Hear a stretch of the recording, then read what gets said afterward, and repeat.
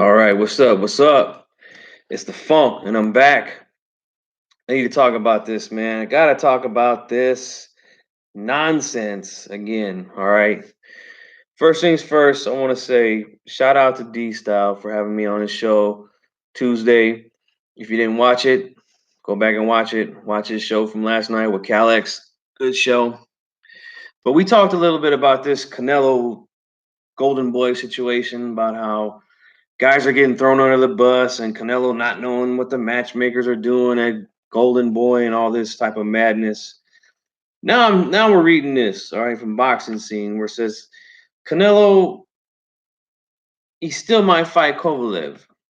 It's saying that boxing.com has learned that from multiple sources that Alvarez has decided to wait until after Kovalev fights Anthony Yarde and on August 24th to choose his next opponent. If Kovalev beats him, the mandatory challenger for his WBO light heavyweight title, Alvarez would be interested as ever in moving up two weight classes to battle Kovalev later this year. Let me get my Scott Hall. Right? Give me a break, guys. All right, this is ridiculous. I mean, Kovalev, look, here's the thing. Okay. This is all mirage type shit. Okay. This is for the casual fans, okay? They're gonna see this and they're gonna be like, "Oh man, you see Canelo moving up? He's fighting the Crusher, man." You know. But is he really the Crusher anymore?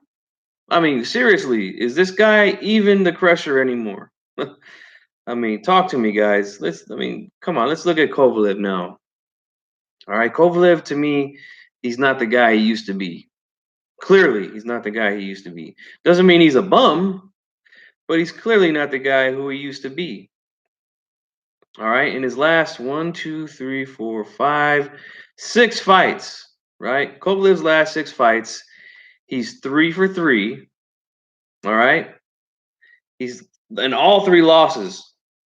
Well, actually, no, 2 of those 3 losses.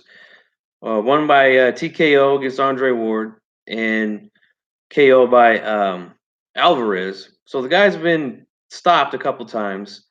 And he lost a unanimous decision to Andre Ward in the first fight, which was a close fight, which I thought Andre Ward won. But again, we got a guy who's he's getting up there in age. All right, he's 36. He's been in some tough fights. He's been stopped a couple of times. We know he's soft in the body. We know he's slow. And do we actually really know if he is going to be the bigger man? I mean, he's the taller man, that's for sure. I mean, we know he's the taller man, but from what I see and from what I've been hearing, I mean, you don't really need to hear sources about this, but Canelo sometimes comes in to his fights, he'll fight at middleweight, he'll come in weighing 180, 185. The guy comes in huge in these fights. So is he even really the smaller man? Maybe height wise, but that's about it, you know? But again, this is just another way to make Canelo look greater than what he is. Okay, there's a lot of smoke for him right there at 160, even 168. There's some smoke for him there, and he ain't trying to see none of that. All right, he lost his title, his IBF title that he just won from Daniel Jacobs, and again, Jacobs that's the only legit win he really has at 160. Okay, that's a fight I actually thought he won, and he clearly won that fight. He didn't have clean wins against Triple G, guys. He just didn't. And I know some of you fanboys are going to say that he clearly won the fight, but ask yourself, really, did he win those fights clearly? No. The first fight was actually a draw. The second fight, very, very controversial. Okay. So his only clean win is Daniel Jacobs. That's it at 160. Again, I think that Triple G deserves a third fight with him because again, he had a draw with him the first time. The second time was a very close fight. Okay, he deserves a third fight. But now he's going to be fighting Derevyanchenko for the IBF in October, I believe. So he's going to get another belt. So we'll see what happens there.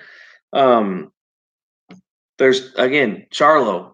a guy who took Canelo's belt because they made him the franchise, right? They made him the franchise champion. Uh, just another way to get out of the Charlo fight. And then we hear, as far as a couple days ago, we were hearing about once the Derevchenko talks crumbled and he lost his belt. Now all of a sudden we're hearing, well, now there's strong conversation of a Demetrius Andrade, right? Bullshit. We know he didn't want to fight Andrade from the get go, man. And this right here lets you know that he never wanted to fight Andrade because now he's talking about moving up 2 weight classes to fight a 36-year-old guy who's been stopped twice in his last 6 fights and lost 3 of his last 6 fights. You tell me what's going on, guys. All right. This is not a great move. This is not a great look. I'm sorry. It just isn't. Okay. What would be great is if you stay in your division and clean it out. That would be great. Like you said you wanted to do. These are not my words, guys. So don't get mad at me. This guy said he wanted to be undisputed, the first undisputed middleweight champion. That ain't happening. He's getting stripped of all his belts, or he's becoming franchised by one of them, and then he got stripped of another. There's a WBO champion who's there, who he doesn't want to fight. There's a Charlo, there's Andrade, there's Triple G, there's Billy Joe Saunders. Plenty of guys for him to fight there at 160, and he doesn't want to do it. Again, he wants to move to fight an older guy who's hasn't looked good in his last 6 fights. He's lost 3 of his last 6, 2 by knockout. So you tell me if this is a good look. I don't think it is, man. I really don't. And I'm not going to give him a pass, and I'm not giving anybody a pass that would do this. But some of you guys will, and this is the fucking problem with the sport of boxing, man. This is the problem. We should be looking for undisputed, okay? And I'm not saying that he should be fighting tough guys every fight. I mean, he just fought Jacobs in May and beat him, right? Good victory for him. Very good victory. I mean, he could have fought, somebody. I mean, he could have fought a contender guy, somebody in the top 10, and then said, okay, you know what? Now I'm going to go to the next date in May and fight, whoever in the middleweight division. But no, he's going to wait till, if Kovalev wins to fight Kovalev. So I'm just going to say it right now, man. I hope Anthony Yarde beats Kovalev. I really do. Canelo need to stay his ass down in one weight, and he's got a lot of work there, man. Put in some work down there at 160. All right, stop clowning around with all this jumping around. You haven't wiped out the division. It's not clear that you're the best guy in that division. You're just trying to throw your weight around and make it look like you're doing something spectacular when you're really not, man. Okay. Sorry, man. You ain't gonna get a pass from me, man. Other guys that moved up and done stuff like this, at least they took care of business. At least they wiped out their division, and everybody knew that they were the man there. They knew it, and there was no disputing it. Canelo has not done that. Again, his only clean win is the Daniel Jacobs. That's it. 2 times he fought Triple G. Both times I thought he lost. I mean, if you don't think if you think he won the second one, that's fine because that fight was a lot closer. But the first one, absolutely not. The guy did not win that fight. And you Canelo fans have come up with every excuse in the book to defend this guy. I mean, he gets in there with guys like Floyd and Trout and Lara, and they give him trouble. And the first thing you want to do is claim that these guys are running from him. They don't want to fight. They're running. Yet he gets in there with Triple G, right? The quote unquote baddest guy at 160 at the time. And what does Canelo do? He fights on the back foot. He runs. Like you guys said, he runs. Okay. I didn't have a problem with the way he fought Triple G. I thought he fought a good fight. That's a good game plan to move around because Triple G does have problems with guys who can move and counterpunch. But let's call it what it is, guys. Oh, no. Let's call it what you call it. You call it running. But yet when Canelo does it, all of a sudden now it's boxing. It's smart. It's intelligent, right? Give me a fucking break, man. And then your excuse in the second fight is that, well, he stood with him. He stood with him, you know? So what? Triple G stood with him too. I don't ever recall Triple G getting backed up into the ropes or the corners. I never seen Canelo back him up again and bust him up real bad. I didn't see that. What I seen was a good back and forth boxing match in the second fight. That's what was happening. Canelo didn't walk him down. He didn't do none of that. Okay. So again, the excuses, get out of here with that, man. Get out of here with that. Daniel Jacobs, yes, he won that fight. Cleanly won that fight. Okay. But other than that, what else do we got here? We got nothing. He's done nothing at the middleweight division, man. He beat Daniel Jacobs in a good fight, and then he loses the belt that he got from him. He gets stripped of the IBF 3 months after he beat him. So there's a lot of work left for this guy. I'm not buying this nonsense about these are legacy fights, blah blah blah. Give me a break, man. Okay, Canelo. Again, he's picking an older, slower, soft in the body guy um, who's been stopped twice in his last 6 fights, and lost 3 of his last 6 fights, man.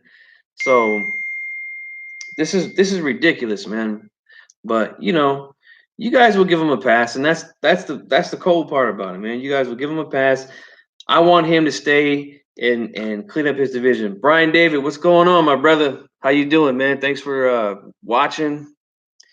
Just talking about this Canelo madness, man. I just, like I said earlier, man, I'm not buying it. Okay, I'm not buying this legacy stuff. So, you guys can go ahead and take that, take it to the bank, take it wherever you want to take it. But, um, the real fans, we know, the real fans know at the end of the day. And when this guy, if he doesn't start cleaning up his legacy, he's gonna be, remembered for just cherry picking guys, man. Really. And then the guys that he, like I said, the tough fights that he did take, they're all controversial, man. Every single one of them. I mean, we can go all the way back to the Trout fight. That was a close fight. Yet the judges had him up, a crazy amount of rounds in that fight.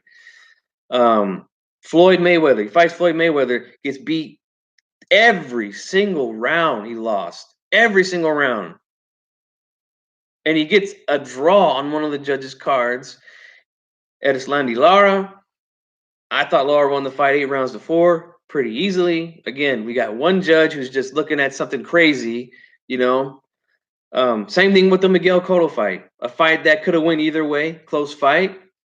Again, Canelo dominates on the scorecards in a very close competitive fight.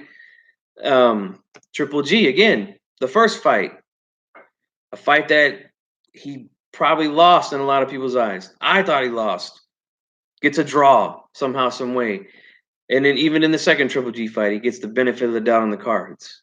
So every time this guy's in there with somebody that's on his level or better, he looks like shit. Okay?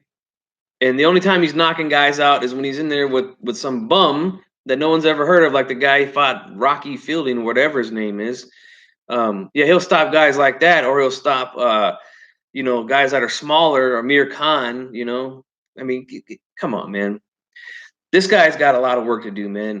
To the hardcore fans out there, man. You guys, man, we can't let this guy off the hook, man. And not just him, anybody else that's doing this type of stuff, man. We can't let him off the hook. But right now, he's the quote unquote A side of the business. So, hey, this is a part of it, man. You're gonna have to deal with this, but a lot of these guys in the media, they'll give you a pass, and they won't ask you the tough questions because they want to be, they want to get the good interviews and blah blah blah. But we got our own platform here, and we're gonna say what we got to say, and we're gonna speak the truth about it, man. So, anyways, I'm gonna end this thing. My daughter's coming home from school, so I gotta watch her doing my fatherly duties. Maybe I'll try to hit another video tonight. We'll see what's up, man. But again, we can't let this guy off the hook for this, man. So this is G Funk. I'm out. Let me know what you guys think in the comments.